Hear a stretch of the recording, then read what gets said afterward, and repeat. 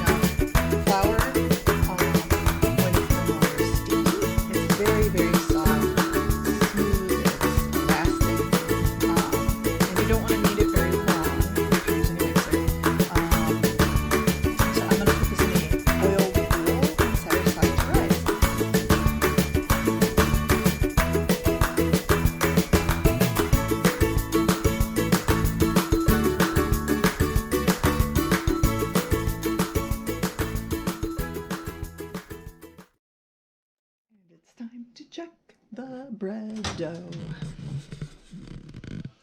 So that's the Huska. Paula still has some time. That's the Huska. It is definitely big and happy. Look at all those nice air bubbles in there. So nice. All right, so we're going to grease the pan that we're going to bake on. I've done everything, like I've tried, parchment paper works. If you have parchment paper, I don't like the waste of parchment paper, so I've tried flouring, I've tried greasing and flouring, and I've tried greasing, and greasing works best. So that's what we're gonna do. We're gonna grease it, then we're gonna divide the dough out and shape it into braids, and then they will rest until they've risen enough, and then they'll get baked. The key to shaping Huska is to not abuse the dough. You don't want to bludgeon it too much or it will get tough. It won't stay as light and fluffy. It'll still taste good, but you'll lose something in the texture.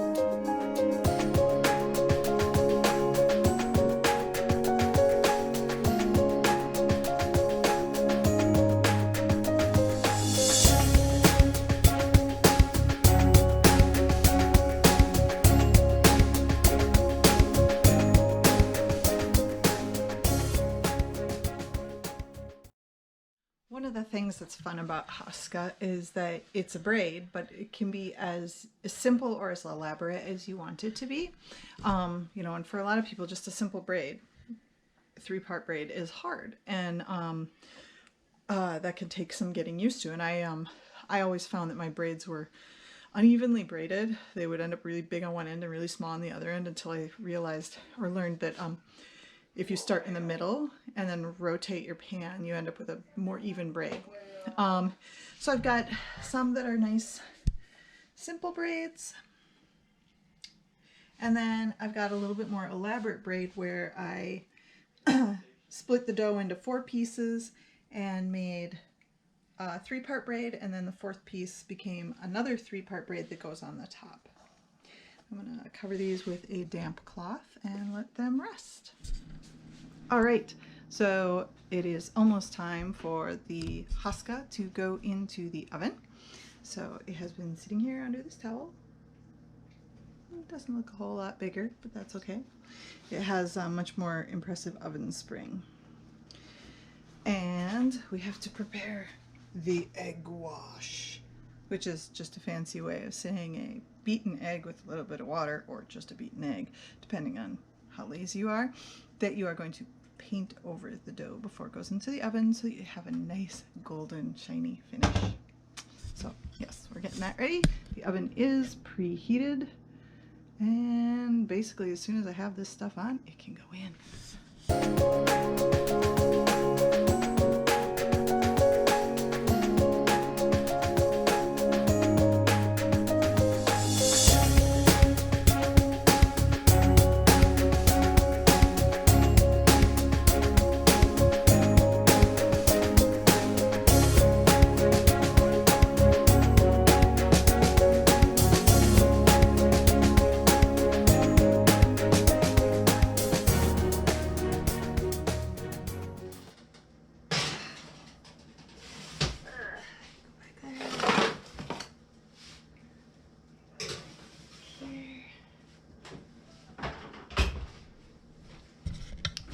Now, it's not 100% ideal to have your bread stacked in the oven on different levels, but it cannot be helped. And so about halfway through, I will switch them so that they will be in different spots to prevent overbaking, because you really don't want to overbake these.